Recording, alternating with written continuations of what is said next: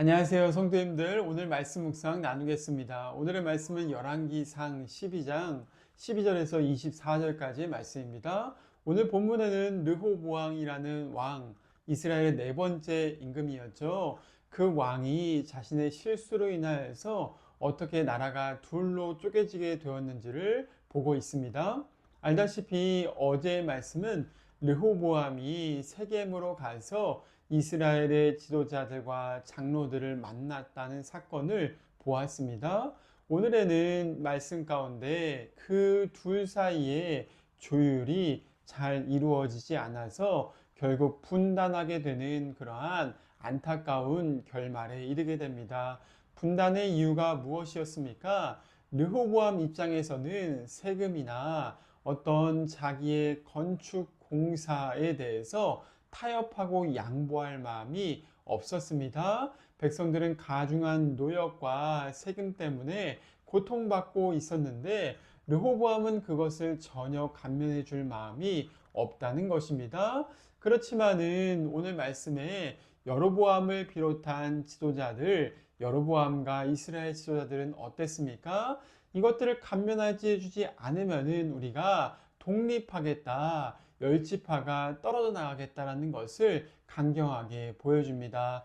르호보암 왕은 결국에 강경파의 입장에 따라서 감면하지 않기로 했으며 이스라엘 백성들은 또한 그 말을 듣고 나서 분이 나서 어떻게 했습니까? 우리는 더 이상 다윗의 왕조와 함께하지 않겠다라고 얘기하면서 열지파가 따로 떨어져 나가게 되었다는 것을 보여주고 있습니다. 르호보암의 책임이 죄악이 큽니다. 또한 백성들이 그동안에 다윗으로부터 받았던 혜택과 하나님의 은총을 잊어버렸던 책임도 큽니다. 어찌됐든 누가 더 책임이 크냐 하면은 르호보암의 무지가 책임이 크지만은 오늘 말씀에 여전하게 이스라엘 열지파의 그러한 잘못도 크다는 것을 이야기해 주고 있습니다. 어디 나옵니까? 19절 말씀 가운데 보니까 이스라엘이 다윗의 집을 배반하였다라고 말하고 있습니다. 이 배반하였다라는 단어는 반역과 죄를 지었다는 말입니다. 사실 이스라엘도 물론 여러 가중한 고역과 세금이라는 그러한 그 명분이 있었지만은 그렇다고 해서 그들이 하나님께서 세우셨던 다윗 왕조를 버린 것 또한 크나큰 죄악이었다는 것을 알려주고 있는 것입니다. 이러한 모든 분열의 배후에는 무엇이 있습니까? 르호보암의 영적 소경됨과 또한 이스라엘 백성들의 영적 타락이 있습니다. 이 모든 것들은 솔로몬으로부터 이어져 놓은 그러한 백성들의 죄악이었고 우상숭배의 결과였다 말하죠. 또한 이 마지막에 이 배후에 누가 있었다고 말합니까? 오늘 말씀 가운데 보니까 15절에 여로보암에게 하신 말씀을 이루려고 하심이었더라 라고 얘기하면서 하나님께서 여로보암에게 하셨던 그 영적 타락에 대한 그 결과로 독립과 또한 분열이 일어날 것을 예언하신 사건의 성취다라고 말하고 있는 것입니다. 이 모든 것의 배후에는 무엇이 있습니까? 하나님의 말씀의 성취, 징계가 있다는 것입니다. 하나님께서 이 모든 배후의 나라의 분열에 그 모든 사건에 하나님의 주권의 개입이 있었다는 것입니다. 백성들이 죄를 짓자 하나님은 이 백성들의 마음 가운데 강팍감을 허락하셔서 결국에 나라가 쪼개질 수밖에 없는 상황에 처하게 하셨으며 징계를 내리셨다라는 것을 일러주고 있는 것입니다. 오늘 말씀 가운데 등장하는 하나님은 어떤 분이십니까? 역사의 수레바퀴를 운행하시면서 백성들을 책망하시고 백성들을 돌이키게 하시며 징계하시는 분이시다 말하고 있는 것입니다. 알다시피 르호보암은 이 둘 사이에 나라가 분열되는 것을 막기 위해서 힘썼습니다. 첫 번째는 무엇을 했습니까? 그 감독 책임관인 그 오늘 말씀 가운데 보니까 역군의 감독이었던 아도람을 보냈다라고 얘기합니다. 사실 르호보암은 그들의 반응을 신경 쓰지 않고 전혀 그들의 심각성을 인지하지 못하고 아도람을 보냈습니다. 그런데 결과는 어땠습니까? 이스라엘의 그 강팍한 마음이 그 건축의 감독관이었던 아도람을 돌로 쳐서 죽여버렸습니다. 그런 사건 때문에 왕인 르호보암은 그 이스라엘의 영토에서 피해서 예루살렘으로 다시 돌아옵니다. 유다 땅으로 돌아옵니다. 그 다음에 군대를 소집했습니다. 18만 명이 되는 군대를 소집해서 전쟁을 벌이려고 합니다. 그런데 전쟁을 벌이려고 하는 그 순간 가운데 어떤 일이 벌어집니까? 하나님의 선지자였던 하나님의 사람이었던 스마야가 나와 와서 르호보암 왕에게 책망을 하는 것입니다. 뭐라고 책망했습니까? 24절 말씀 가운데 여호와의 말씀이 너희는 올라가지 말라라고 말합니다. 싸우지 말라는 것입니다. 이유가 무엇입니까? 여호와의 말씀이 이르기를 이 일이 여호와 나로부터 말미암았다라고 말하는 것이죠. 분열의 결국에 모든 배후 가운데 하나님의 징계가 있었다고 말하는 것입니다. 르호보암은 군대를 소집해서 싸울 것이 아니라 무엇을 했어야 됩니까? 그는 이러한 반역의 배후에 있는 하나님의 징계를 알아차리고 하나님 앞에 무릎 꿇고 회개해야만 했다는 것이 오늘 말씀이 우리에게 보여주는 결론인 것입니다. 성도님들의 삶 가운데 하나님의 징계의 손길이 있을 때 우리는 어떡합니까? 사람은 즉각적으로 그것들의 배후를 보지 못하고 나에게 고통을 주는 그 사람만을 바라보면서 원망하고 그들을 내가 힘으로 굴복시켜야겠다라고 생각하는 경우가 있습니다. 내 힘과 노력으로 뭔가를 폭력적인 방법이나 또 내가 가지고 있는 수를 통하여서 해결해 보려고 합니다. 그런데 오늘 말씀은 무엇을 말합니까? 하나님의 징계가 임할 때 오히려 하나님 앞에 무릎 꿇고 회개하는 사람은 살 수가 있다는 것을 강조해 주고 있습니다. 만약 르호보암이 자기의 강팍한 마음을 돌이켜서 회개하고 하나님 앞에 무릎 꿇었다면은 이러한 분열이 해결될 수 있었을 것입니다. 그렇지만 르호보암은 군대는 물렸지만은 회개했다는 기록은 남아있지 않습니다. 얼마나 안타까운 일입니까? 그리고 또한 이스라엘의 모든 퍼진 영적 타락을 위해서 회개하는 사람이 금방 등장하지 않는 것에 문제가 있다는 것입니다. 그러나 오늘 말씀은 우리에게 분명하게 가르쳐 주고 있습니다. 그들이 정말 하나님 앞에 돌이킬 때만 살 수 있다라는 것을 가르쳐 주는 것입니다. 실제로 이 분열이 언제 일어났냐? 주전 931년에 일어났다라고 말합니다.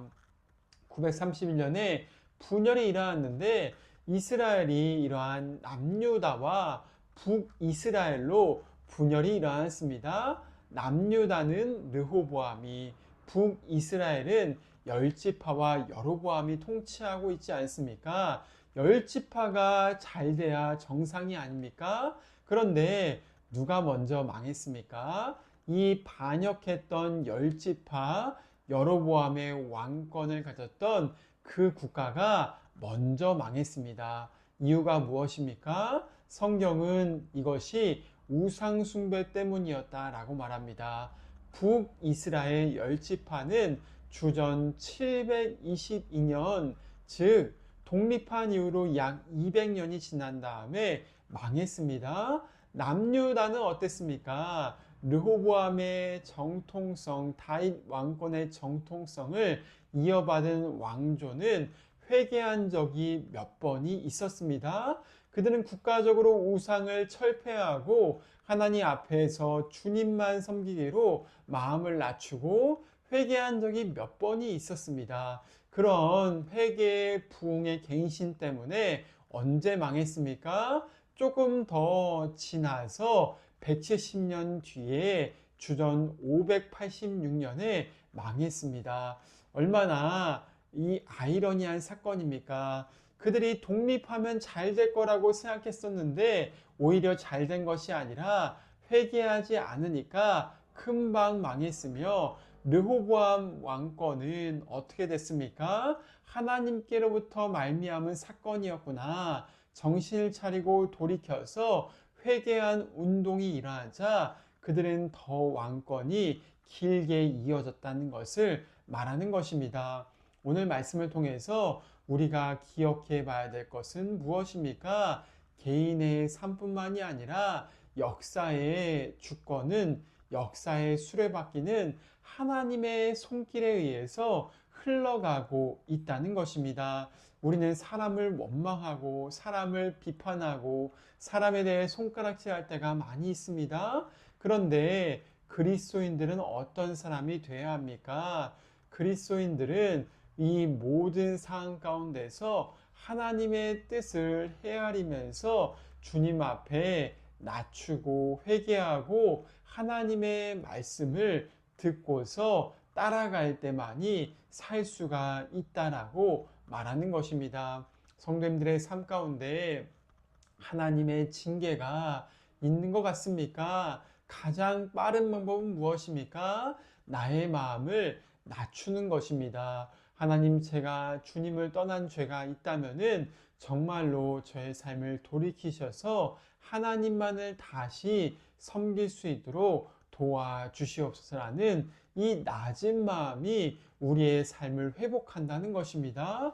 나라를 위해서도 동일합니다. 나라가 분열되고 또한 나라가 뭔가 분쟁 가운데 있으며 또 나라 가운데 영적 타락 때문에 징계가 나오는 것 같습니까? 가장 빠른 방법은 어떤 제도나 방식도 중요하지만은 하나님 앞에서 마음을 낮추고 돌이켜 회개하는 것이 지름길이다라는 것을 일러주고 있는 것입니다. 성도님들도 이 땅에 그리스도인답게 주님을 위해서 하나님 앞에 낮추고 기도하고 계십니까?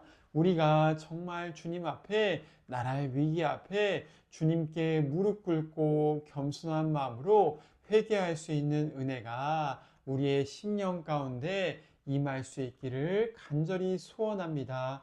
우리뿐만이 아니라 저 북녘 땅을 위해서도 우리가 함께 그들의 우상과 죄를 대신 회개하고 주님 앞에 기도할 때 주님은 우리 가운데 하나님의 긍휼과 구원을 베푸실 수 있는 것입니다.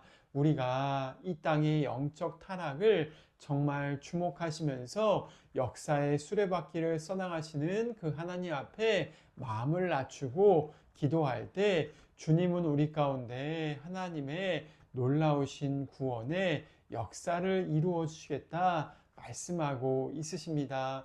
얼마나 역사 가운데 이 땅에 수많은 죄악이 있었습니까? 우리가 우상 숭배에서 자유롭지 못할 때가 얼마나 많이 있습니까? 일제 신사참배를 비롯하여서 또한 이 땅에 이 모든 돈과 또 모든 우상들과 우리의 탐욕을 우상 숭배할 때가 있으며 또 북한에 있는 저 3대 세습의 악한 정권에 우상의 견고한 진이 사로잡혀 있는 걸 보지 않습니까? 그리스도인들은 이러한 영적인 견고한 진 앞에서 하나님 앞에 마음을 낮추고 회개할 때만이 정말 역사를 회복하시는 하나님을 만날 수가 있다 말씀하고 있으십니다. 우리가 오늘도 이 말씀을 기억하시면서 개인의 삶 가운데, 교회의 공동체 가운데 이 나라 민족을 위해서 하나님 앞에 마음을 낮추고 주님의 은혜를, 긍휼을 구할 수 있는 성도님들이 될 수 있기를 간절히 바랍니다. 함께 기도하시겠습니다. 하나님 아버지 감사합니다. 오늘도 함께 르호보암과 이스라엘의 영적 타락으로 인하여서 나라가 북이스라엘과 남유다로 쪼개지는 그러한 사건을 보았습니다. 하나님, 우리의 삶 가운데 정말로 주님 앞에 영적 타락을 돌이켜서 주님을 찾을 자가 누가 있겠습니까? 하나님, 우리 한 사람 한 사람 저 자신이 그러한 사람 될 수 있도록 은혜를 베풀어 주시옵소서. 우리 자신이 이 땅에 있는 우상으로부터 마음을 돌려서 하나님의 얼굴을 구할 수 있는 은혜를 허락하여 주시옵소서. 이 땅에 있는 모든 분열과 영적 타락과 만몬과 탐욕을 숭배하면서 그리스도인답게 살지 못했던 우리의 탐욕을 주님 앞에 회개하며 바로 세울 수 있기를 기도합니다. 하나님의 징계의 손길 앞에 우리가 머물러 있는 것 같다라고 느껴진다면은 주님의 얼굴을 찾는 그리스도인들, 그런 교회가 되게 하여 주시옵소서. 그리하여서 이 땅이 죄악으로부터 회복되게 하시며 대한민국이 이 땅의 죄악과 탐욕으로부터 쾌락으로부터 돌이켜 하나님의 얼굴을 구할 수 있는 은혜가 부어지게 하여 주시옵소서. 저 북한에 있는 3대 스습의 우상숭배 체제가 예수 그리스도 이름 앞에 무너질 수 있도록 주님 앞에 무릎 꿇고 회개하여서 주님의 은혜를 구하는 그러한 성도 교회가 되게 하여 주시옵소서. 주님께 모든 것들을 맡겨드립니다. 주님의 살아계신 역사의 수레바퀴를 돌리시는 주님의 역사를 경험하기를 소원하며 예수 그리스도의 이름으로 기도드립니다. 아멘. 오늘 하루도 평강하세요.